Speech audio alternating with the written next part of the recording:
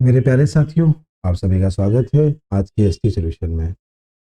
अगर आप संस्थान से पहली बार जुड़ रहे हैं तो आपको बता दें, आपके संस्थान श्रीराम एकेडमी में इस तरह का एक मॉक आपका रोज होता है।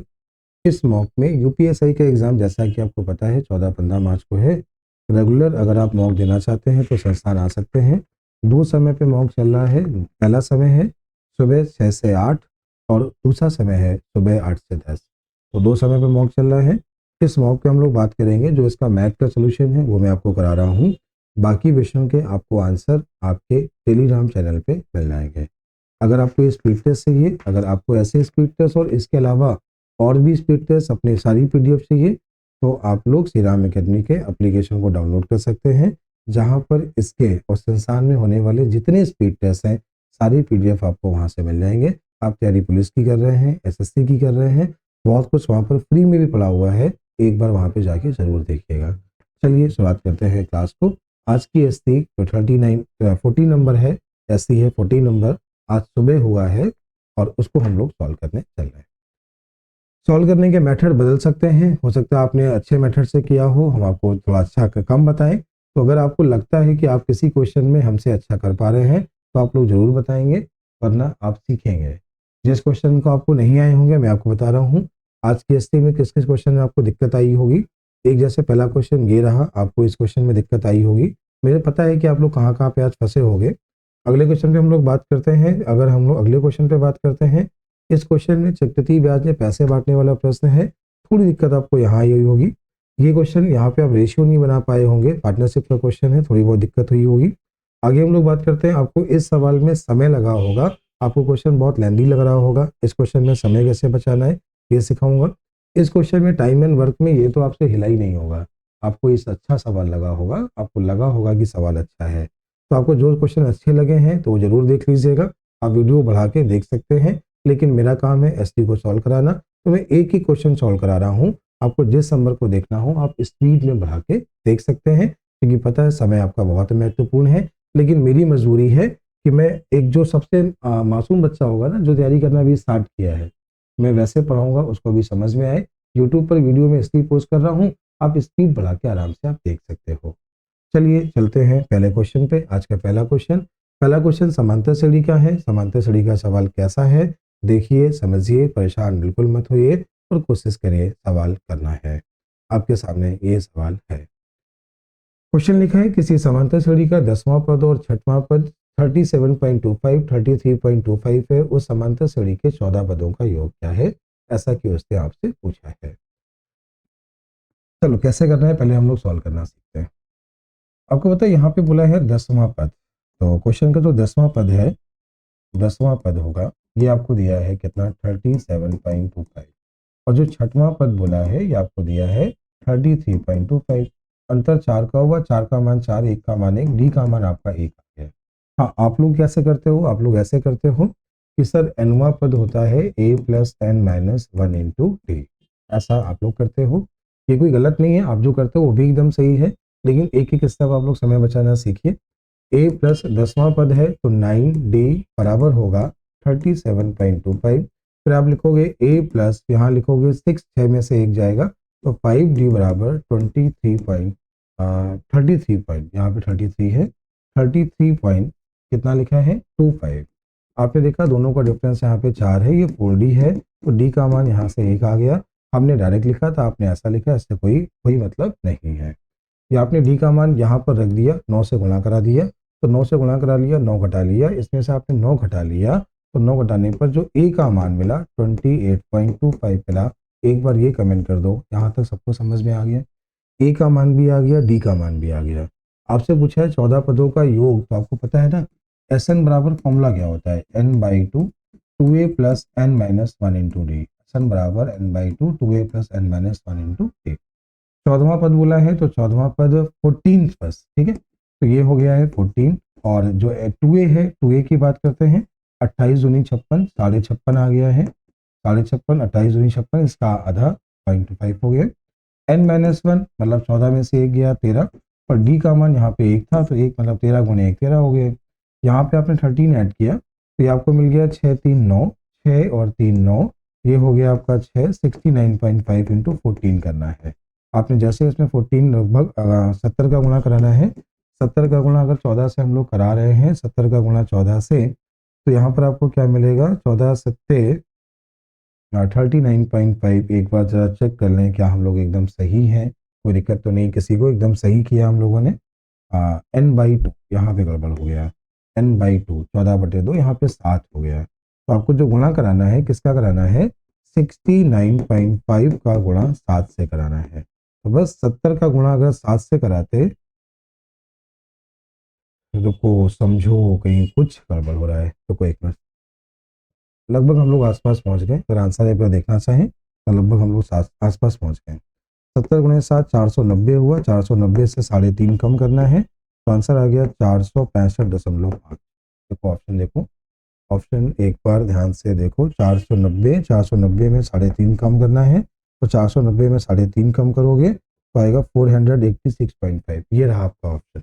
मैं एक बार दोबारा समझा दूं, दोबारा देखिएगा, सवाल थोड़ा सा अच्छा है, लेंदी लगा होगा, लेकिन सुनो कैसे समय बचा सकते हो, जब कॉन्सेप्ट क्लियर होंगे समय बचेगा। 10वां पद 6वां पद दोनों का अंतर डायरेक्ट लोगे, डी का मान 1 आएगा, बस हो गया।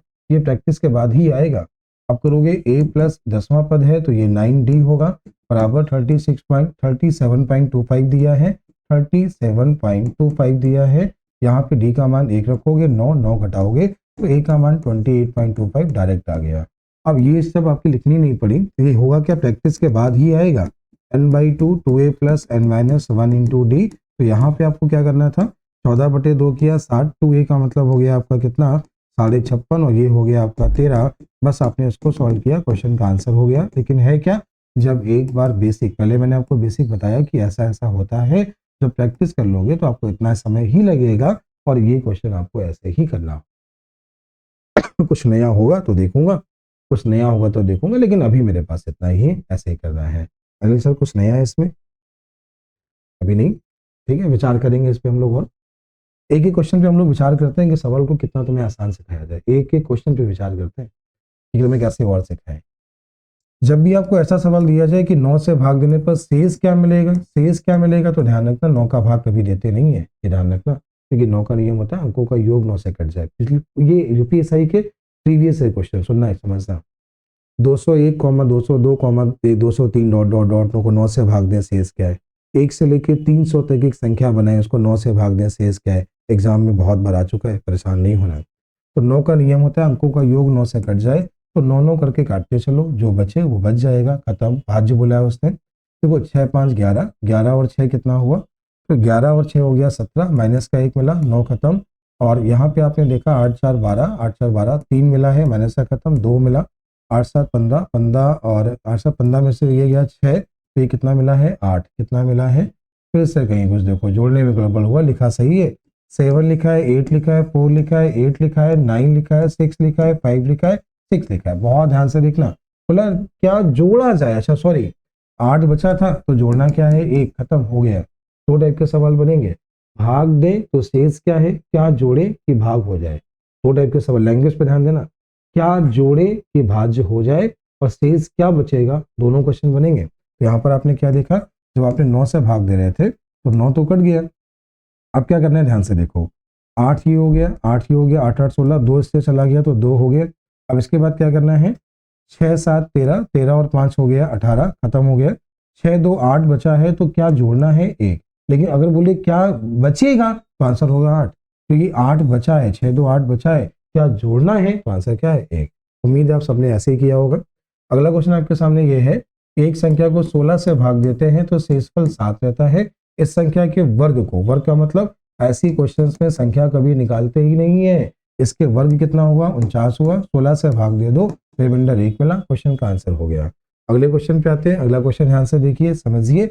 अगला क्वेश्चन है, देखो 81 की पावर 2, जो पावर ऊपर लिखी है उसको ऊपर लिख लो, 81, 2 ऊपर का मतलब 2 गुणे 3 हो गया, जो करनी में है उसको बटे में लिख दो, आपने बटे में लिख दिया, 3 से 3 खत्म, इससे काट लिया, 81 की पावर 1/4 आ गया, जो कि 3 की पावर 4 है, 4 से 4 खत्म, आंसर हो गया 3। उम्मीद है सबने सही किया होगा, अच्छा सवाल था। अगले क्वेश्चन पे आते हैं, एक कार्यक्रम आयोजित करने वाले करते समय पाया गया कि आयोजकों के पास 195 नीली और 143 कुर्सियां हैं, लाल कुर्सियां हैं, आयोजक कितनी अधिकतम पंक्ति बना सकता है यदि हर एक पंक्ति में नीली कुर्सियों की संख्या और लाल कुर्सियों की संख्या बराबर हो। कुछ नहीं, एसईएफ का सवाल है। ये यहाँ पर बोला है 195, यहाँ बोला है 143, दोनों में कॉमन नंबर आपने ले लिया है 11, तो 11 एक कम 11 नंबर नहीं, सॉरी यहाँ पे कुछ कॉमन होगा 13। कॉमन कितना होगा 13, ध्यान से देखना, 13 यहाँ पे कॉमन है। तो आपने 13 से जब भाग दिया तो 13 एक कम 13, 13 पचे 65, 13 से भाग दिया 13 एक कम 13, 13 एक कम 13। यहाँ पर ब्लू है तो ब्लू पेयर की कितनी पंक्तियां 15, अगर बोला यहाँ रेड है, रेड की कितनी पंक्तियां 11, अगर ये बात की टोटल कितनी पंक्तियां तो 26, एक पंक्ति में कितनी कुर्सियां तो आंसर 13। सवाल में क्या पूछा है ये ध्यान रखना, अधिकतम पंक्तियां बना सकता है आयोजक कितनी अधिकतम पंक्तियां बना सकता है ताकि हर पंक्ति में कुर्सियां एक ही कलर की हो, नीली कलर की हो, एक ही कलर की हो। तो ये यहाँ पर रखना, एक पंक्तियां टोटल बनेंगी 26, नीली वाली बनेगी 15, नीली पंक्तियां 15, रेड पंक्तियां 11, और कुल पंक्ति एक पंक्ति में कितनी चेयर, ये जो बोल रहा हूँ लिख लेना, एक पंक्ति में कितनी चेयर है तो आंसर 13 है। एक पंक्ति में ब्लू वाली में कितनी पंक्तियां बनी तो आंसर 15 है, रेड की कितनी पंक्तियां बनी तो आंसर 11 है। सवाल बहुत एग्जामिनर बहुत कलाकार है, ऑप्शन 13 15 11 देगा, तीनों तुम्हें ऑप्शन देंगे, 13 भी दिया, 15 भी दिया, 11 भी दिया। तो ये देखो क्वेश्चन में बोला क्या है, इसको बहुत सही से पढ़ना वरना गलती कर बैठोगे। प्रायः एग्जाम में पहले ये पूछता था एक पंक्ति में चेयर कितनी रखें, आजकल खेल कर दिया है, नया खेल कर दिया है, ठीक है, लैंग्वेज पे ध्यान देना। आयोजक कितनी अधिकतम पंक्तियां बना सकता है ताकि हर पंक्ति में नीली कुर्सियों की संख्या और लाल कुर्सियों की संख्या बराबर हो। कितनी आयोजक कितनी अधिकतम पंक्तियां बना सकता है, अधिकतम पंक्तियों की बात कर रहा है, अधिकतम पंक्तियों की बात कर रहा है, तो आंसर होगा 26 पंक्तियां बना सकता है, जो कि आंसर में नहीं दिया है, नहीं दिया है। एक पंक्ति में चेयर की बात करेंगे तो 13 होगा, ब्लू की बात करेंगे तो 15 पंक्तियां होंगी, ब्लू वाली कितनी पंक्तियां हैं और रेड वाली कितनी है 11। तो उम्मीद आपको सवाल समझ में आ गया होगा, जो भी कुछ हो, लेकिन ये समझ में आ गया तो परेशान मत हो, ठीक है। मैं चाहूँ तो एक बार और बता दूं अगर आपको कोई कंफ्यूजन हो।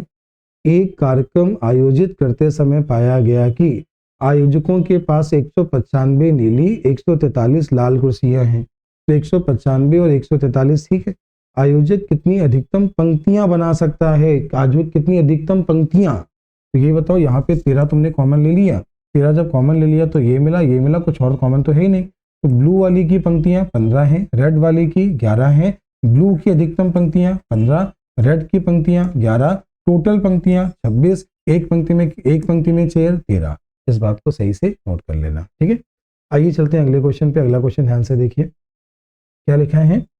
एक्स और वाई दो सालाना व्यक्ति हैं जो कि 9:8 के अनुपात में कमाते हैं, 9:8 के अनुपात में कमाते हैं और 5:4 के अनुपात में वो क्या करते हैं, खर्च करते हैं, ठीक है। आगे लिखा है प्रत्येक 5,000 रुपये बचाता है, वाई का खर्चा क्या है, ऐसा उससे पूछा है। सही बताओ, यहाँ पर दोनों का अंतर तो इक्वल है ना, यहाँ पर इन दोनों का अंतर तो इक्वल है और प्रत्येक में 5,000 बोला गया है और वाई का खर्चा भी तो 4 है, अंतर भी 4 है, 4 का मान 5,000, तो सीधे सीधे आंसर 5,000 था। क्वेश्चन में पेन भी नहीं चलाना था, एग्जाम में क्वेश्चन को ऐसे ही करना था। टाइप समझिए, दिमाग लगाइए, मेहनत करिए, अगर टाइप नहीं पढ़ा है तो पढ़िए लेकिन समझदार बनिए। अगला क्वेश्चन क्या है, कह रहा है एक भूखंड है जिसमें तुरंत बाढ़ करवाने की आवश्यकता है लेकिन आयताकार कार्यक्षेत्र में लंबाई और चौड़ाई में 8% की कमी हो गई। देखो ये बताओ, लंबाई में 8% की कमी, चौड़ाई में 8% की कमी, आप सबने पढ़ा होगा। 8 दोनों को जब ऐड करोगे 16, लेकिन प्लस का 0.64 मिलेगा और इसमें से इतना घटाओगे 15.36 मिलेगा। यही आपके क्वेश्चन का आंसर है। 2 बार कमी होने पर टोटल कमी जो होती है उनके योग से कम होती है। क्यों, पता है ना, फॉर्मूला वही है, x + y + xy बटे 100। लिखते हैं लेकिन लिखते नहीं, ऐसे ही करते हैं हम लोग, ठीक है। अगर ऐसे नहीं करते हो तो थोड़ा सा विचार करना। और जिस क्वेश्चन में समय लग रहा है, आपको लग रहा है कि इस क्वेश्चन में समय और बचाना चाहिए, तो मुझसे बात करना, मैं आपका समय बचाना आपको सिखाऊंगा, ठीक है, और समझाऊंगा। और किसी भी क्वेश्चन पे को लगता है कि आप मुझसे आसान कर पा रहे हो, बेधड़क आप सबके पास मेरा नंबर है। यूपीएससी के बच्चे जो भी एसटी दे रहे हैं, आप मुझे बताइए, मैं आपसे कुछ सीखूंगा। मतलब मुझे ऐसा बिल्कुल कोई भी गर्व, ऐसा कुछ नहीं है कि मैं टीचर हूँ। मैं अपने आप को विद्यार्थी मान के हमेशा सिखाता हूँ आप लोगों को। हाँ, मैं हर क्वेश्चन में यही कोशिश करता हूँ कि आपका समय बचाना, मैं आपको समय बचाना सिखा पाऊँ। अगर आपको लगता है कि आप कुछ अच्छा कर पा रहे हो तो मुझे जरूर बताइएगा। क्योंकि किसी भी छोटे या बड़े से सीखना होता है, ठीक है। तो कोई भी अच्छा डॉक्टर बोलता है, क्या कहता है, प्रैक्टिस कर रहा हूँ ना। तो कोई भी अच्छा डॉक्टर किसी को ठीक नहीं करता है, इलाज नहीं करता, उसकी प्रैक्टिस करता है, प्रैक्टिस कर रहा होता है, अपना बेस्ट दे रहा होता है। वैसे मैं भी एक अध्यापक हूँ, आपका बड़ा भाई हूँ, लेकिन अगर किसी सवाल में समय आप बचा रहे हो तो मुझे जरूर कमेंट करना। एक छोटा सा मैं आपको प्राइज भी दूंगा। अगर मुझे कुछ नया मेथड मिला तो आपको मैं सम्मानित भी करूंगा। कुछ नया अगर बनाया, कोशिश करो, मेहनत करो। इसी तरह ये ध्यान रखना, स्पीड टेस्ट का मतलब ये नहीं होता कि तुमने क्वेश्चन सीख लिए। स्पीड टेस्ट का मतलब ये कि जो हमने 40 सवाल किए हैं ना, इनसे आसान कोई नहीं कर पाए, तो आप सही डायरेक्शन में जा रहे हो। स्पीड टेस्ट का मतलब, मॉक लगाने का मतलब ये नहीं होता कि मॉक तैयार कर लिया। तो फिर ये होता है कि 40 में जो क्वेश्चन जो तैयार किए ना, इनसे आसान कोई नहीं कर पाएगा। मैथ्स का मॉक ऐसे होता है, आने से कुछ नहीं होता, समय बचाना सीखो। और जरा अगले क्वेश्चन पे आते हैं। सवाल क्या है, धनुष अपनी इनकम का 22% वृद्धाश्रम के लिए, 23% आगे अनाथालय के लिए, 24% चिकित्सा सहायता के लिए फाउंडेशन को दान देता है। शेष राशि जो बचत करता है वो कि 9300 रुपये है।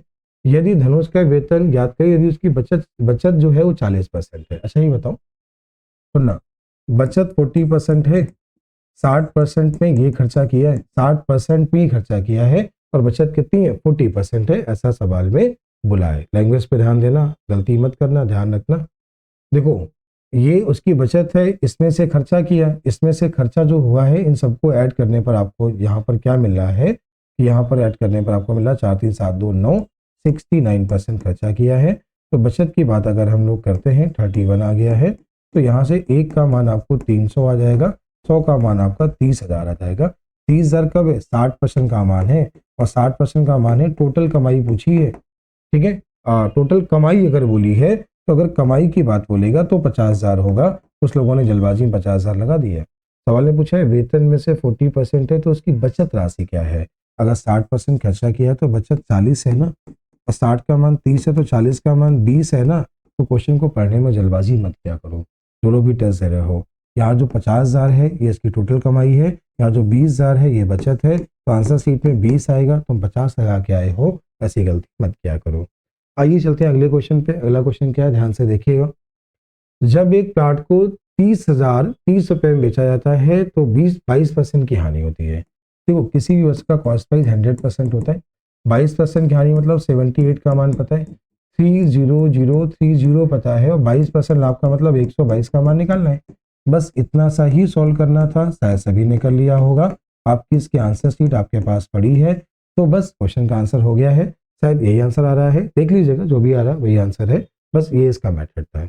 अगला क्वेश्चन क्या है, एक फल विक्रेता के पास 24 किलोग्राम सेब है, इसमें से कुछ सेब 20% के लाभ पर बेचता है, शेष 5% की हानि पर बेच देता है। कुल फलों पर 10% का लाभ होता है, कितने सेब उसने हानि पर बेचे। तो एलिगेशन लगाना है ना। एलिगेशन क्यों से समझ में आता है कि कुछ पे लाभ इतना है, शेष पे इतना है, कुल इतना है। तो माइनस और प्लस का अंतर 15 हुआ, प्लस और प्लस का अंतर 10 हुआ, दोनों का रेशियो यहाँ 3:2 हुआ, 3:2 5 हुआ, 5 का मान 24 हुआ, 1 का मान 4.8 हुआ। सेब जो हानि पर बेचे हैं वो ये वाले हैं, और 4.8 का 2 गुना किया तो 9.6 आया। आंसर हो गया 9.6। आंसर कितना है, 9.6। अगले क्वेश्चन पे है। अगला क्वेश्चन क्या है, एक घड़ी है, इतने रुपए के मूल्य पर बेचता है, हालांकि उसे 10% और 20% की छूट देनी पड़ती है, उसका अंकित मूल्य क्या है। अच्छा बताओ, उसने जैसे ही बोला 10% डिस्काउंट, तो आप लोग बहुत अच्छे से समझते होंगे कि 10 की चीज को 9 में बेचा।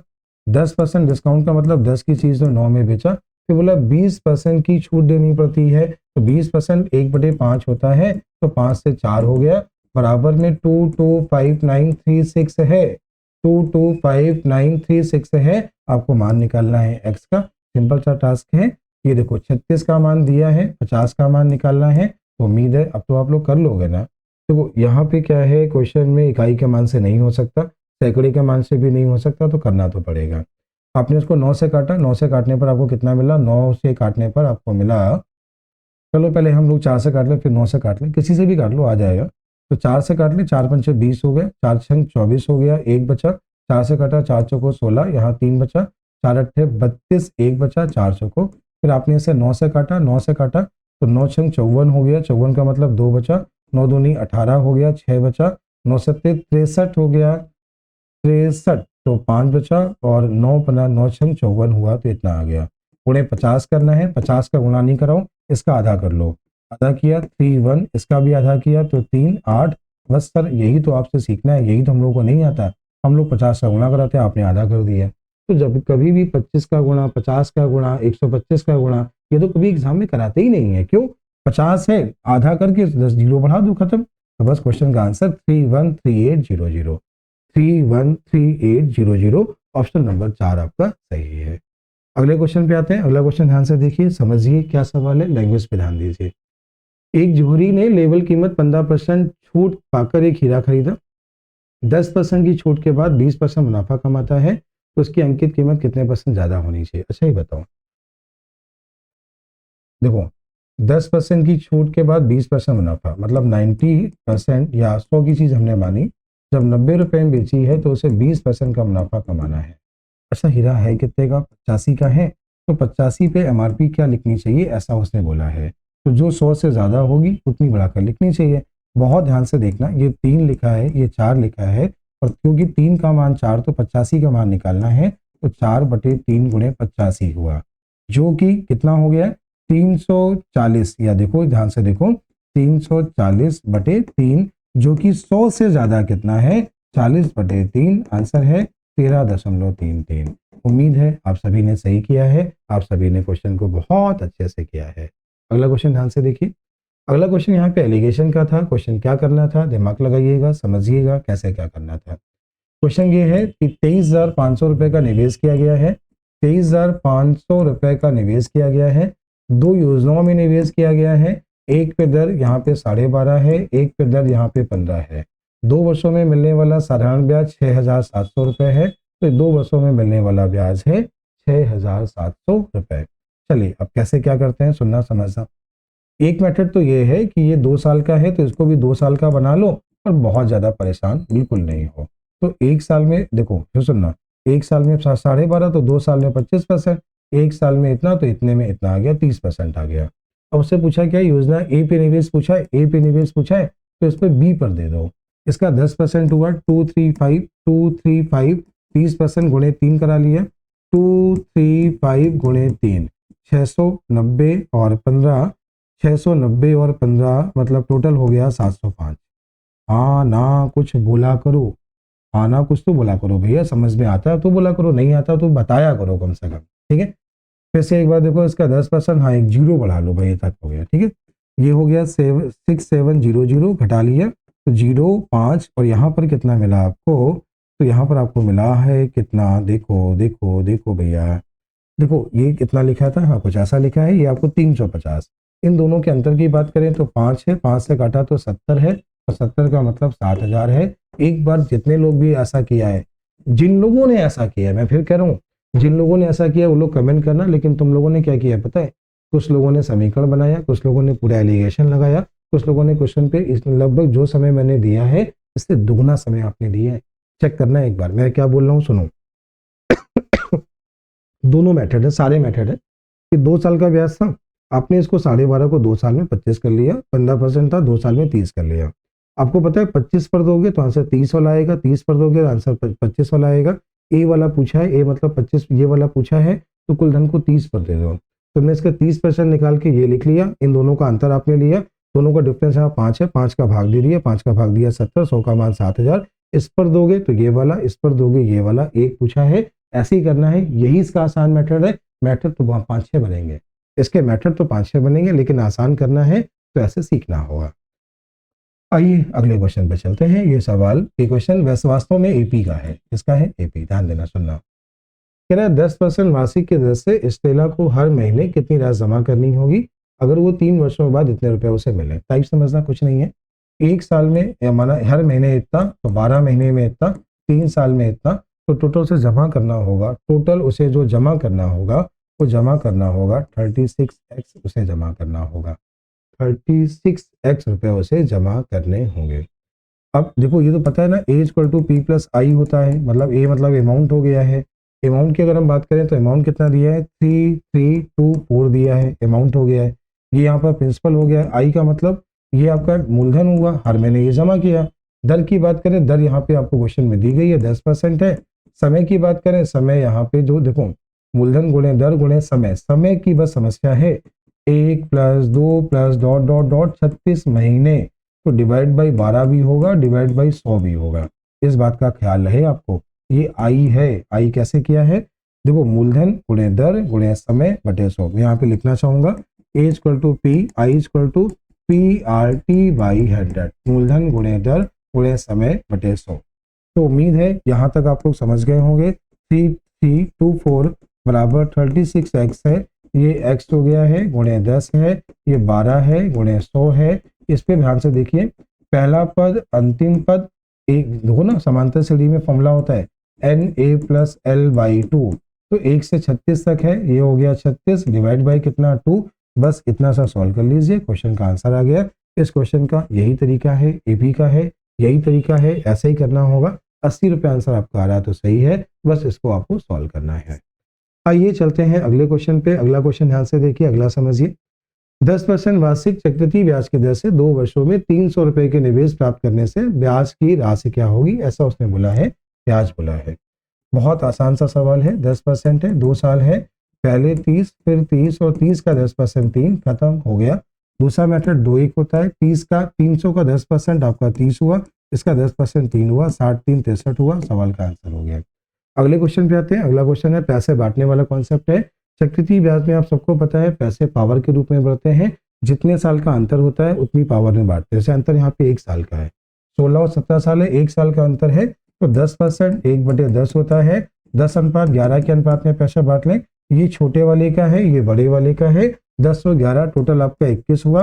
21 का मान 48300 हो गया है। 21 का भाग अगर हम दे दें तो 21 दूनी 42 हुआ, 42 का 21 तई 63 हुआ, 1 का मान 2300, तो ये वाला हिस्सा छोटे वाले का है और छोटे का हिस्सा 23000 है। छोटे हिस्से पूछा है, आंसर क्या है, 23000 है। अगले क्वेश्चन पे आते हैं। अगला क्वेश्चन पार्टनरशिप का है। पार्टनरशिप एक बार देखिएगा, कह रहा है मनु नरेश और गणेश, मनु है, नरेश है और गणेश जी हैं, एक साझेदारी का व्यापार स्टार्ट करते हैं। मनु पूंजी का 1/3 निवेश करता है। मनु की पूंजी जो है इसका 1 निवेश है और इन दोनों का उसने बोला अगर सबका हिस्सा 1/3, तो तीनों ने 3 निवेश किया, तो इन दोनों ने 2 निवेश किया, तो इसका अगर 2 हिस्सा है तो इसका 1 हिस्सा है। आगे कहानी क्या है, जितना मनु निवेश करता है गणेश जितना कि मनु और गणेश निवेश करते हैं, ऐसा उसने बोला है। फिर देखो नरेश, नरेश यहाँ पे कहाँ गया, नरेश बीच वाला है, मनु है, ये यहाँ पे नरेश है। नरेश उतना निवेश करता है जितना ही दोनों मिलकर निवेश करते हैं, तो इसका हिस्सा और इन दोनों का हिस्सा योग बराबर हो गया। देखो यहाँ पे योग 2 हो रहा है, यहाँ पे 3 हो रहा है, 2 और 3 से कट जाए, नंबर को 6 मान लें, तो 6 में क्या होगा, सुनना मेरी बात समझना, 6 में ये वाला हिस्सा 2 होगा, ये वाला हिस्सा 4 होगा। 6 में अगर तुम इसकी बात करोगे तो ये वाला 3 होगा और इन दोनों का योग भी 3 होगा। अगर आप ये बात समझ गए हो ना, तो आपको समीकरण बनाना नहीं पड़ेगा, और समीकरण नहीं बनाना पड़ेगा तो सवाल बहुत आसान हो जाएगा। मनु का हिस्सा 2, इसका 2, 4 और गणेश का हिस्सा यहाँ पे 1 आ गया। कैसे, अगर 3 में ये 2 हो गया तो बच्चा 1 नहीं है, अब ये यहाँ पर 3, सॉरी कितना है 3, तो 3 कैसे, देखो ये हिस्सा 3 आ गया ना, देखो ये जो टोटल निवेश है वो 6 है, तो यहाँ पर जो इसका हिस्सा है ना, इसका दोनों मिलाकर है, तो दोनों मिलाकर 4 किया है, तो ये 2 3 1 कितना हो गया 6, 6 का मान बोला है 99,000, तो आपने 6 से भाग दिया, 6 कम 6 6 36 6 5 30, 16,500 रुपए, 16,500 रुपए, ये यहाँ पे गणेश का हिस्सा है।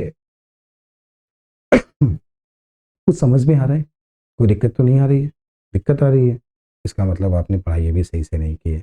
अपने मेथड से कर पा रहे हो, कॉन्फिडेंस खराब नहीं करो, ठीक है। अभी एसआई का एग्जाम चुपचाप दे लो, एससी लगातार चलती रहेंगी, जैसे एसआई की चल रही है वैसे कांस्टेबल की चलेगी।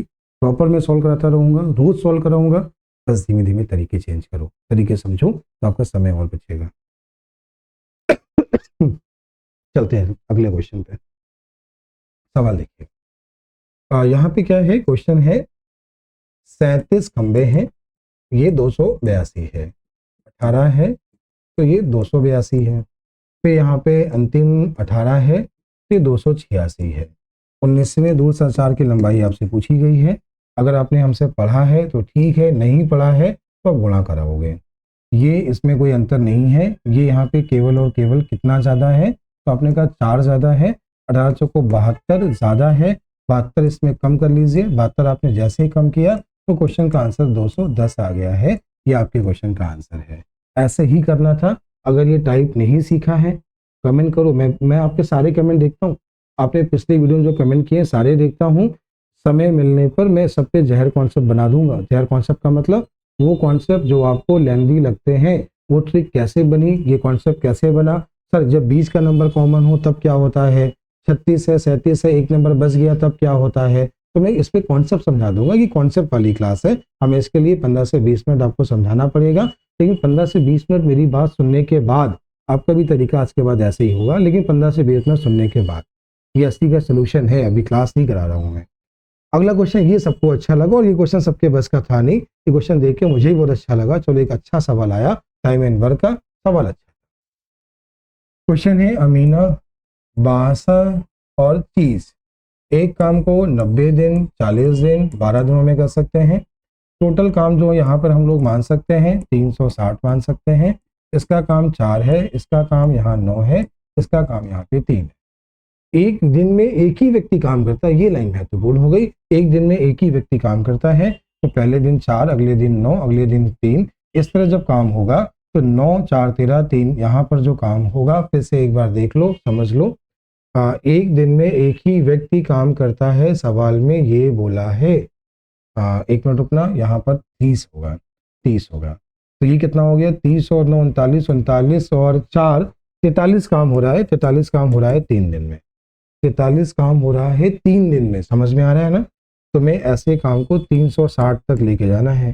तो इसका अगर तुम 8 गुना करो, हाँ 8 गुना तो आसानी से हो जाएगा। तो इसका जब तुमने 8 गुना किया, इसका भी 8 गुना किया, इसका भी 8 गुना किया, तो 8 गुना हो गया आपका ये 32, 8 गुना यहाँ पर ये हो गया 8 9 या 72, 8 गुना हो गया 240। और यहाँ सबको जोड़ो नहीं, सीधे 43 का 8 गुना कर लो, तो 8 3 24, 800 मतलब 344 काम तक हम लोग पहुँच गए हैं। शुरुआत ये कर रहा है तो खत्म ये करेगा, शेष काम को फिर से ये करेगा। 360 में इतना हो गया, तो काम जो शेष बचा है वो 16 बचा है। 16 में 4 काम इसने कर लिया तो 12 काम बचा। 12 काम में से 9 इसने कर लिया तो 3 काम बचा, इसने 3 काम कर लिया। यहाँ पे जो इसने टोटल काम किया, कुल काम की बात कर रहे हैं, कुल काम ए ने किया, ए मतलब जो भी है अमीना 36 काम किया। इसने जो काम किया वो 81 काम किया। इसने जो काम किया, जो जितना काम करेगा उसको उतना पैसा मिलेगा, यही पार्टनरशिप का सिद्धांत है। अब एक मिनट सुनना, 9 से काटा 4, 9 से काटा 2, 9 से काटा 9 दूनी 18 और 9 दूनी 18, 18 6 9 7 63। इस अनुपात में आपको पैसे को बांटने हैं। ध्यान से देखना, सुनना, परेशान नहीं हो, सुनो। 9 4 13, 13 और 27 हो गया 40, और 40 का मान 120 हुआ, एक का मान 3 हुआ, तो इसको मिलेंगे एक का मान, एक में सुनो, 40 का मान 240 है। देखो देखो भैया, पैसे 120 थी, 240 रुपए बांटने हैं, तो एक का मान यहाँ 6 हुआ, तो 6 चौको 24, 9 चौको 9 गुणे 6 54, और 27 गुणे 4 27 गुणे 6 162। ये आपके क्वेश्चन का आंसर है, 27 54 162। कितने लोगों को ये क्वेश्चन दिक्कत किया था एसटी में? कितने लोग किया था ना एसटी में क्वेश्चन? एक प्यारा सा कमेंट तो कर सकते हो। अगर तुम्हें लगता है कि मैं आपके लिए मेहनत कर रहा हूँ, यूपीएसआई के जितने विद्यार्थी इस क्लास को देख रहे हो, तुम ऑनलाइन पढ़े हो ऑफलाइन पढ़े हो कहीं से देख रहे हो, अगर तुम्हें लगता है कि मैं आपके लिए रोज मेहनत कर रहा हूँ, लगातार मेहनत कर रहा हूँ, एक प्यारा सा कमेंट तो क्या करो, कमेंट करो, कमेंट करो। ऐसी क्लास लगातार मिलती रहेंगी, मुझे थोड़ा मोटिवेशन मिलता है कि आप लोग मुझे देख रहे हो, पसंद कर रहे हो, तो फिर क्वेश्चन बनाने का मन करता है, वीडियो बनाने का मन करता है। अगर आपको लग रहा है कि मैं मेहनत कर रहा हूं तो एक प्यारा सा कमेंट जरूर करिएगा, सब लोग करिएगा, ये रिक्वेस्ट है आप लोगों से, सब लोग कमेंट जरूर करिएगा, ठीक। आइए अगले क्वेश्चन पे आते हैं। अगला क्वेश्चन ध्यान से देखें। कह रहा है एक परियोजना में एक काम 12 कर्मचारियों द्वारा 15 दिन में पूरा किया जाना है। अगर 3 कर्मचारी पहले दिन से ही अनुपस्थित रहें तो बचे हुए काम करने में कितनी बढ़ोतरी करनी होगी ताकि परियोजना का काम समय पर पूरा हो सके। अच्छा एक बात बताओ, देखो काम कितने दिन में करना नहीं पता, लेकिन 12 लोगों का काम 9 लोगों को करना है, तो मतलब 4 लोगों का काम 3 लोगोग को करना है, तो उसकी क्षमता को 1 बढ़ाना होगा। अच्छा सुनो ना, क्षमता को 1 बढ़ाना होगा, 3 से बढ़ाना होगा, मतलब क्षमता को 33 से 1/3% बढ़ाना। 12 लोगों का काम अगर 9 लोगों को करना है तो क्षमता को बढ़ाना होगा ना, तभी तो 9 लोग काम कर पाएंगे। तो कितना, 1/3, आंसर कितना है 1/3 हो गया, 33 सही 1/3। चलिए आते हैं अगले क्वेश्चन पे। अगला क्वेश्चन है ट्रेन का सवाल है, 102 नंबर सवाल है, बहुत ध्यान से देखो आपको अच्छा लगेगा। एक कर दो, दो कर दो, हाँ। सवाल देखिएगा, एक बुलेट ट्रेन एक प्लेटफॉर्म और एक प्लेटफॉर्म पर खड़े व्यक्ति को, यहाँ पर बोला है एक बुलेट ट्रेन, पहले बोला एक प्लेटफॉर्म, फिर बोला वही बुलेट ट्रेन, फिर खड़े एक व्यक्ति को। यहाँ पर बोला था इसने 55 सेकेंड, यहाँ पर बोला है 55 सेकेंड, और यहाँ पर बोला है 30 सेकेंड में पार करती है। अगर बुलेट ट्रेन की चाल 198 है, 198 किलोमीटर प्रति घंटे है, तो बताइए प्लेटफॉर्म की लंबाई क्या है, ऐसा आपसे पूछा है। अच्छा, ये बात आपको बहुत अच्छे से पता है ना कि 18 किलोमीटर प्रति घंटे का मतलब 5 मीटर प्रति सेकेंड होता है। 18/5 और 5/18 में आप कंफ्यूज नहीं होते हो ना, हमसे पढ़े हो ना, सीखा है ना। तो 198 इसका 11 गुना हुआ, 11 गुना 55 हुआ, 55 गुणे 55 करने पर इन दोनों की लंबाई मिलेगी। जब भी कोई ट्रेन किसी ट्रेन को पार करती है, लंबाइयाँ उनकी जुड़ती हैं। 55 गुणे 55 आपका हो गया 30/25, 55 गुणे 55, 55 का स्क्वायर 30/25। यहाँ पे क्या करना है, चाल तो 55 है, गुणे 30 करा लीजिए, तो 55 गुणे 30 कराने पर आपको मिला 1650। तो यहाँ पर जो ये लंबाई है, ये लंबाई किसकी है, ये लंबाई ट्रेन की है। प्लेटफॉर्म की लंबाई चाहिए तो ये दोनों की लंबाई है, इसमें से ये घटा लीजिए। आपने जैसे इसको घटाया तो आपको मिला 1375 मीटर, मतलब 1.375 किलोमीटर, 1.375 किलोमीटर। कुछ भी नया सीखा हो तो कमेंट करने में क्या जाता है भाई, तुम्हें इतना कहना पड़ता है, तुम एक प्यारा सा कमेंट नहीं कर सकते? अगर तुम्हें लग नहीं रहा है मैं आपके लिए मेहनत कर रहा हूँ इस समय यूट्यूब पे, एक कमेंट तो कर सकते हो ना। आ जाओ अगले क्वेश्चन पे। इतना आसान नहीं होता है डेली पेपर बनवाना, चेक करना, आपकी प्रॉपर रोज एससी कराना, और यूपी कांस्टेबल भी, यूपी कांस्टेबल का एसआई के बाद जस्ट स्टार्ट हो जाएगा। देखिए 150 किलोमीटर कितने घंटे में, 3, तो इसकी चाल 5 आ गई है। आगे बोला है 217 किलोमीटर कितने घंटे में, 7, तो ये 7 आ गई है। सांगल में 9 की चाल, तो जब भी दिशा और विपरीत दिशा की चालें पता हो तो हम लोग क्या करते हैं, जोड़ का 2 का भाग देते हैं, तो 9 की चाल आती है, 12/2 करेंगे तो आपका आंसर 6 आ गया है। ये आपकी 9 की चाल है। अगला क्वेश्चन आपका डीआई का है। डीआई क्वेश्चन बहुत कठिन नहीं है, हाँ थोड़ा सा दिमाग लगाना पड़ेगा, पढ़ना पड़ेगा। क्वेश्चन साथ में है तो बता दे रहे हैं। सवाल ये है, आपको क्वेश्चन स्पष्ट दिख रहा होगा, पीडीएफ सबके पास होगी। फिर कह रहा हूँ पीडीएफ नहीं है ना इतना, मतलब फिर कह रहा हूँ तुम जाओ प्ले स्टोर पे जाओ, श्रीराम अकेडमी डाउनलोड करो, एप्लीकेशन पड़ा है यूपीएसआई के नए वाले, मतलब उसमें ओमार सीट तक साथ में आपको लगा के दी है, तो वहां पर भी पीडीएफ डाउनलोड कर सकते हो। अभी सुनो समझो क्या कह रहे हैं, दिए गए, हाँ ठीक है, सब कुछ डाटा यहाँ दिया गया तो कोई ज़रूरत नहीं लिखने की, बहुत अच्छा किया है। 11 से 21 तक की कंपनी में कितने % की वृद्धि हुई, कंपनी बी की बात कर रहा है। कंपनी बी में 11 से 21, 11 से 21 का मतलब 830 से 1220, 1120, तो वृद्धि कितने की हुई है, वृद्धि आपने देखी 170, ये 120, ये टोटल 290 की वृद्धि हुई है। 830 पे हुई है, कितने % हुई है, लगभग में आंसर निकालना है। लगभग में लगभग आ रहा है ये तुम्हारा कितना, 35% के आसपास, 36.52 के आसपास आ जाएगा। मतलब देख लो ये इसका कितने % है, क्वेश्चन का आंसर खत्म हो गया।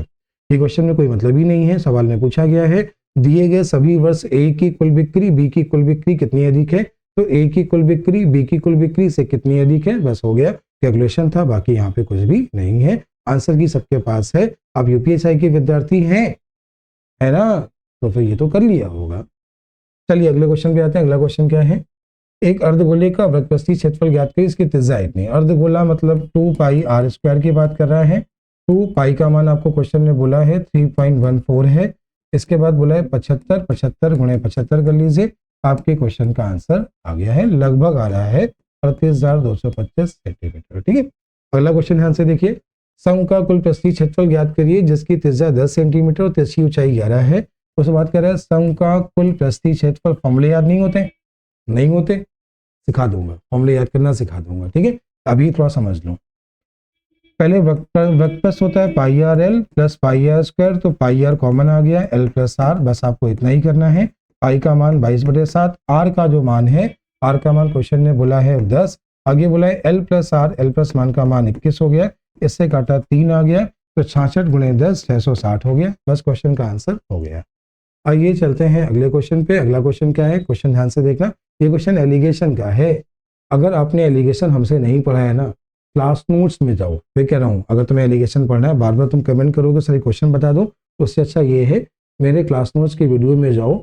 जब तुम एलिगेशन का पहला क्वेश्चन खोलोगे, एलिगेशन चैप्टर का पहला सवाल, आपको ये वाला टाइप मिल जाएगा। फिर आप हमसे ये नहीं कहोगे सर बता दो, तो एक बार जरूर देख लेना, सुनना समझना, ठीक है, उसको देख लेना एक बार। सबसे पहला काम ये चेक करना है दोस्तों, जब पूछा है, यहाँ पर पूछा है उस बर्तन में बी की मात्रा, क्या बोला है, बी की मात्रा बोली है, बी की मात्रा सुनो समझो, देखो भैया देखो, बी की मात्रा, तो बी की मात्रा जो भी होगी 14 का मल्टीपल होगा। अगर एक ही है तो आंसर लगा देना, 14 एकम 14, 14 तेईं 42, 14 एकम 14, 14 42, 1820 आंसर हो गया। बाकी कोई आंसर यहाँ पे था ही नहीं, खत्म। बाकी अगर तुम्हें सॉल्व करना है, पहले का रेशियो 13-14 है, बाद का रेशियो 7-8 है, तो पहले का योग यहाँ पे 27 है, बाद में 15 है, दोनों को बराबर करना है। तो 27 और 15 इन दोनों में अगर तुम कॉमन नंबर देख लो, कॉमन नंबर यहाँ पे 3 है, मतलब 9 मिला, 5 मिला, ऊपर गुणा 5 का कराना है, 5 का गुणा हो गया 65, 5 का गुणा हो गया 70, नीचे गुणा 9 का कराना है, 9 सत्ते 63 और 9 अट्ठे हो गया 72, दोनों का योग इक्वल हो गया। ये कितना कम हुआ, 2 कम हुआ, किससे कम हुआ, 65 से, क्योंकि निकाला कितना गया है, 108 है, तो एक का मान निकाला तो क्या 108/2 गुणे आपका 65 आ गया है, यहाँ तक आपको आ गया होगा। टोटल मात्रा की बात कर रहे हैं, कुल मात्रा की अगर हम बात करें, कुल मात्रा यहाँ पे कितनी है, कुल मात्रा है आपकी यहाँ पे 27, तो 27 का मान आपको बोला है 108 गुणे 65, 27 से भाग दिया 4, 65 गुणे 8 आपका हो गया है 65 गुणे 4, 65 गुणे 4 आपका हो गया है कितना, 130, 130 260, मतलब 260 आ रहा है। और किसका मान पूछा गया है, बी, मतलब गुणे 14 कराना है, 14 गुणे तो 14 छंग 84 का 4 कैरी 8, 14 दूनी 28, हाँ 14 दूनी 26, कहीं कुछ मिसप्रिंट हो गया, कहीं कुछ मिसप्रिंट हो गया, तो परेशान क्यों हो, तो बता रहे, रुको सुनना, देखिएगा थोड़ा समझिएगा, ठीक है। पहले रेशियो 13-14 का है, बाद में रेशियो 7-8 का है, ये बात समझ में आ रही है। जितना निकाला उतना मिलाया, कुल मात्रा में परिवर्तन नहीं हुआ। टोटल मात्रा 27 है, टोटल मात्रा 15 है, यहाँ पे 5 का गुणा कराने पर, यहाँ पे 9 गुणा करने पर बराबर हो जाएंगी। अब आपने यहाँ पर बहुत ध्यान से देखा, तो यहाँ पर गुणा जब आप किसका करा रहे हो, यहाँ पे गुणा 5 का, तो 13 पचे 65 और 14 पंचे 70, गुणा 9 का, 9 सत्ते 63, 9 अट्ठे 72, ये वाला कम हुआ, 2 कम हुआ, 65 से कम हुआ, क्योंकि निकाला 108 है। तो इसका एक का मान निकालोगे 108/2 गुणे 65, ये यहाँ पर एक का मान निकालोगे 2/65, हाँ एकदम सही है, का मान 208 है, हाँ एकदम सही, तो 108, बोलो भैया सब लोग ठीक कर रहे हो ना, तो एक का 108 गुणे कितना आ गया 65, यहाँ तक ठीक हो। अब देखो एक पर ध्यान देना, इतना कम हुआ। कुल मात्रा की अगर हम बात करें, तो टोटल मात्रा जो यहाँ पर है इस समय, जो टोटल मात्रा है वो कितनी है, 135। टोटल मात्रा है आपकी 27 और 14, 27, 13 और 27 हो गया। 27 का मान पता है, 27 का मान पता है, 14 का मान निकालना है, आंसर एक ही 1820 वही आएगा। बाकी इसका बेसिक मेथड आपको पता होगा, एक बार देख लेना होता क्या है। लगातार क्लास है ना, दिमाग थोड़ा डिस्टर्ब हो जाता है। अब यहाँ पे कैलकुलेशन में क्या मिसप्रिंट हो रहा है, क्या गड़बड़ हो रहा है, मैं खुद नहीं समझ पा रहा हूँ अभी। टोटल मात्रा यहाँ पे हो गया है 54 × 63, टोटल 65 टोटल मात्रा, ठीक है। और टोटल मात्रा को तुम्हें किस अनुपात में बांटना है, तो आपने कहा 13-14 में बांटना है, तो 27 का मान अगर ये है, इससे काट लो 2 आ गया, 130 आ गया, 130 गुणे 14 कर दो, हाँ देखो आंसर आ गया ना, आंसर आपका आ गया। लेकिन आपको समझ नहीं आ रहा होगा, आपको ये मेथड समझ में नहीं आ रहा होगा, तो आपको अच्छा लग रहा होगा। एलिगेशन जाके देखना, एलिगेशन का क्लास नोट्स पहला सवाल देखोगे ना, पहला दूसरा तीसरा सब ऐसे ही है, और एक ही क्वेश्चन में मैंने 4-4 मेथड बताए हुए हैं, एक बार रिवाइज कर लेना, समझ में आ जाएगा। वरना बेसिक कैसे करते हैं, 108 दोनों में से निकाल लो, बी मिला दो, रेशियो बना दो, सॉल्व कर लो, आंसर आ जाएगा, ठीक है। तो गलत नहीं है, एकदम सही है। किसी भी तरीके आपको आना चाहिए, लेकिन अगर आसान सीखो तो ज़्यादा अच्छा है। अब हम लोग आते हैं इस डीआई पे। डीआई में देखो ये बहुत आसान था, तो अगर किसी ने स्किप किया तो गलत बात है। टी और पी राज्य में स्नातकों की कुल अनुपात क्या है, बात कर रहे हैं टी में कितना है 45, अगर हम बात करते हैं पी में कितना है 25, दोनों का रेशियो 9:5, सवाल का आंसर। आर और यू में स्नातकों की संख्या का अंतर क्या है, आर की बात करें तो 47, यू की बात करें तो 35, दोनों का अंतर पूछा है, तो आंसर हो गया 12। ये आज की एससी का मैथ का सलूशन था। अपनी ऑफलाइन क्लासों के बीच में जो समय मिलता है मैं उसमें वीडियो बनाने आ जाता हूँ। 1 घंटे के समय में मैंने आपका वीडियो बना दिया है। 1 घंटे के गैप के समय मैंने आपका वीडियो बना दिया है। क्लास बहुत ईमानदारी से बनाई है, मैंने अपनी पूरी कोशिश की है। कुछ भी गलती हुई हो तो उसको अवॉइड करना, समय थोड़ा कम था लेकिन मैंने अपना बेस्ट देने की आपको कोशिश की है। सभी को जय हिंद, सभी को जय हिंद। कल हम लोग फिर अगले वीडियो में फिर मिलेंगे। स्पीड टेस्ट आपका रोज सॉल्व होगा, रोज कराऊंगा, इसी तरह चलता रहेगा। एप्लीकेशन पे जाइए, स्पीड टेस्ट की पीडीएफ मिल जाएगी और नए नए पीडीएफ भी वहां पर बीएनएस की नए 200 क्वेश्चन की पीडीएफ बाइलिंगुअल वहां पे बना दी है, डाल दी है। एक बार जाके जरूर देखना। अपने कम से कम एप्लीकेशन को डाउनलोड तो करो, वहां पे बहुत कुछ फ्री में मिला है, जाके देखो। सभी को जय हिंद, मिलते हैं कल की क्लास में।